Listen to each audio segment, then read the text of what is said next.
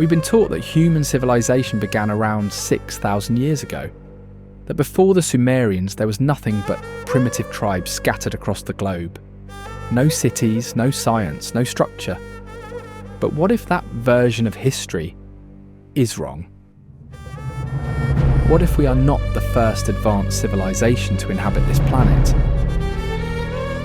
What if beneath our feet, buried by time and cataclysm, lie the shattered remains of something older, something more advanced than we can possibly imagine?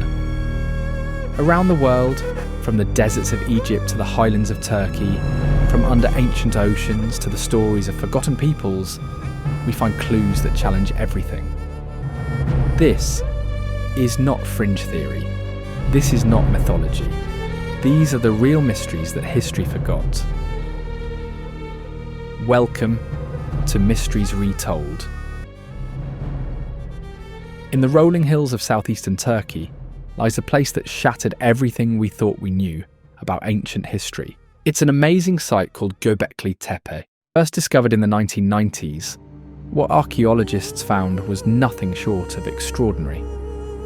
Massive T-shaped stone pillars, up to 20 tons each, carved with animals, humanoid figures and symbols.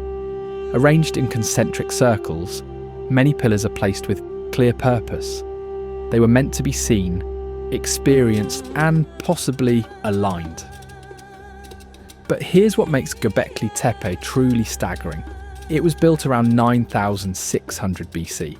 That's more than 7,000 years before the pyramids, before Stonehenge, before metal tools. According to mainstream archaeology, this level of architectural planning and symbolic art should have been impossible at that time. There's no evidence of agriculture at the site, no permanent settlements, just monumental construction by people we're told were still hunter-gatherers. So how did a society without farming build something so large, so intricate, and so cosmically aware? Some scholars now believe the Göbekli Tepe functioned as an astronomical observatory. One pillar, often called the vulture stone, may even encode a record of a comet strike, potentially linked to the Younger Dryas event that wiped out species and cultures at the end of the Ice Age. If that's true, Göbekli Tepe doesn't just push back the timeline of civilization, it suggests a level of scientific awareness we've never associated with the so-called Stone Age. But Göbekli Tepe is just one site in what now appears to be a vast network. More than 12 similar megalithic locations have been uncovered in the region, Karahan Tepe, Sefer Tepe and others, forming what's now known as the Taş Tepeler network. Together, they suggest a widespread organised culture operating over centuries, possibly millennia, a culture that knew how to quarry, transport and erect megalithic stones with precision, a culture that valued astronomy, ritual and symbolic art. The layout of these sites hints at advanced knowledge of geometry. In Karahan Tepe, one monolith sits in a subterranean chamber, polished and perfectly balanced, emerging from the bedrock as if engineered rather than simply carved. But perhaps the most perplexing feature, Göbekli Tepe was deliberately buried. Around 8,000 BC, after standing for over 1,000 years, people filled it in with tons of debris. Not destroyed, not forgotten, preserved. Why? Was it a ritual closure, a desperate attempt to hide something, or part of a cycle far older than we understand, of rise, fall and deliberate concealment? Some even speculate these sites were not the beginning of civilization, but the survivors of something lost, a final attempt to restart knowledge before it vanished forever. In ancient Sumer, considered the cradle of civilization, something remarkable happened. Practically overnight, writing, mathematics, astronomy, and law emerged in the archaeological record. No slow evolution, just emergence. But even more intriguing are the stories they left behind. Their cuneiform tablets speak of the Anunnaki, beings who came from the heavens to earth. These weren't abstract spirits or symbolic gods. They had names, familial roles, and missions. They governed agriculture, engineering, medicine. They even rebelled, fought wars, and took wives among humans. One ancient seal, VA243, appears to depict a solar system, sun-centred, with multiple orbiting bodies. A scientific concept we only confirmed in the last few centuries. The seal includes what some say is a mysterious 12th planet, Nibiru, on an elongated orbit. Could this reflect forgotten cosmic knowledge? Some interpret the Anunnaki not as gods, but as visitors, beings of immense intelligence and possibly non-terrestrial origin. If that's true, then Sumer wasn't just the first human civilization. It may have been the first contact zone. According to researcher Zechariah Sitchin, the Anunnaki didn't just visit Earth, they created humanity. He proposed that these beings genetically modified early hominids to serve as workers, blending their DNA with ours. While this theory is dismissed by mainstream science, there are oddities in our genetic story. The sudden leap in cognitive ability, the mysterious fusion of chromosome 2, the presence of junk DNA with no clear origin. Could our rapid development be purely natural, or are there traces of intervention buried deep in our genome? Across the globe, myths echo the same idea: sky gods moulding humanity.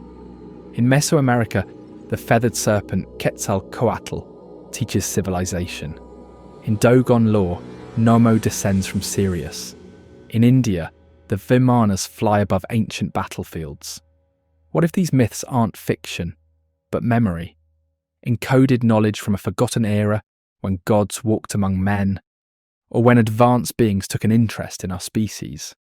If the Sumerians recorded the truth, and not just allegory, then we may not be the pinnacle of evolution, but its result.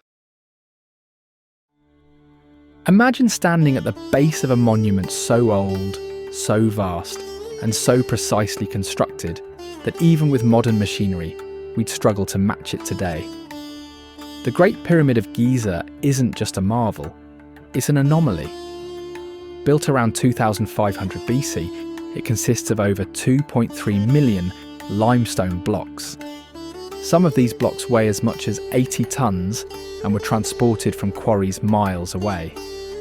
But the real mystery isn't the size, it's the precision. The base is level within 2 centimetres. The sides are aligned to true north with an accuracy of just 0.05 degrees, closer than many modern buildings. No mortar holds these stones together. They were placed with such accuracy that not even a razor blade fits between them. The conventional view says it was built using primitive tools, copper chisels, wooden sledges, and vast manpower. But here's the problem. There's no real evidence showing how these methods could create this level of precision. We've tried to replicate it, and we've failed. Some researchers propose that sonic levitation or lost knowledge of energy manipulation may have played a role. Others believe the design itself suggests an understanding of harmonic resonance and geodetic placement, far beyond what was supposed to exist at the time. And then there's the matter of the stars. The pyramid is not randomly placed. Its sides align to cardinal directions with astonishing precision. The internal shafts point directly to Orion's belt in Sirius, stars sacred to the Egyptians, linked to rebirth and the god Osiris. Recent studies using muon scans revealed a previously unknown chamber above the Grand Gallery, a space 30 metres long, sealed for over 4,000 years. What lies within? We still don't know. But just when we thought the mystery couldn't go deeper, it did. A new claim by researchers from the University of Pisa rocked the archaeological world. They say there's an entire underground city beneath the Giza Plateau. Using radar imaging, they describe vertical shafts, spiralling tunnels, and what appear to be water channels, and possibly man-made structures stretching 2,000 feet below the surface. They even suggest this could be the legendary Hall of Records, a mythical archive of ancient knowledge supposedly buried beneath the Sphinx or the pyramids. Critics argue the radar method lacks precision at those depths. Egypt's own Antiquities Authority has dismissed the claims as unscientific. But the possibility remains, are there deeper secrets beneath the sands? And if so, who built them and when? When you stack all this together, the precision engineering, the stellar alignments, the hidden voids, and now the potential of an entire subterranean world, it doesn't just challenge the traditional narrative, it threatens to overturn it. In 2017, a 30-metre-long hidden chamber was discovered above the Grand Gallery using cosmic ray scans. Sealed, untouched, its purpose unknown. Add to that the internal shafts that align precisely with stars like Sirius and Orion's belt, constellations linked to the Egyptian gods. This wasn't just a tomb, it was a machine, a monument aligned with the cosmos. Could this be evidence that ancient builders possessed not only advanced tools, but also an understanding of astronomy, geometry, and resonance far beyond their time? What ties these anomalies together isn't just age or mystery, it's repetition. From the pyramids of Egypt to the stepped temples of Mesoamerica, we see parallel ideas: cosmic alignment, tiered architecture, and a reverence for the stars. Cultures separated by oceans and millennia share myths of lost cities, sky gods, and floods that wiped the world clean. Are these coincidences, or fragments of a shared memory passed down from a forgotten global culture, one wiped out in a cataclysm, leaving only shadows behind? What if the stories we call mythology are actually memories? In almost every ancient culture, from the Americas to Mesopotamia, from India to China, we find legends of a great flood, a global catastrophe that wiped out a previous world. The Epic of Gilgamesh speaks of a divine flood sent to cleanse mankind. The Bible tells the story of Noah's Ark. In India, Manu builds a ship on the advice of a fish god. The Aztecs, the Greeks, the Aboriginal Australians all have their own versions.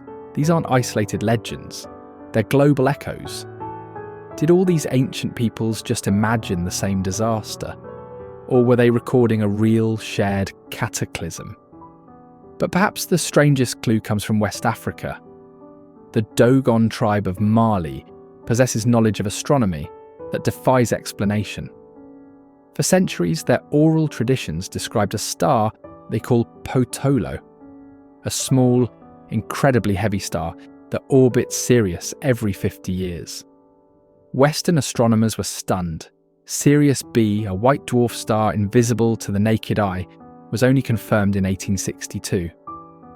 And yet the Dogon knew not only of its existence, but of its density, its orbital period, and even its elliptical path. How?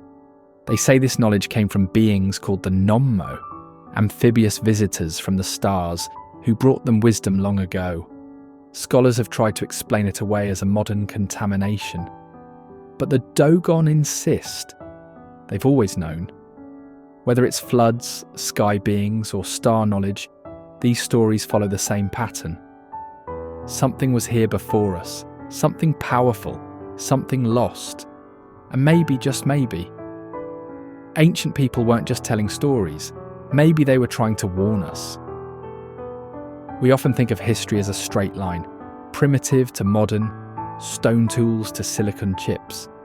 But what if that line is actually a cycle? What if there were other civilizations before us, ones that reached great heights only to be brought down by catastrophe, or time, or their own hubris? From perfectly aligned megaliths, to out-of-place technology, to global myths of gods, floods, and lost knowledge, the pieces are there, scattered, fragmented, whispering. Maybe we weren't the first, and maybe we won't be the last. If this resonated with you, if it made you wonder, subscribe to Mysteries Retold, like, share, and comment below. What do you think is the most convincing evidence that we're not the first advanced civilization? Thanks again for watching, and remember to question everything. Good night, folks.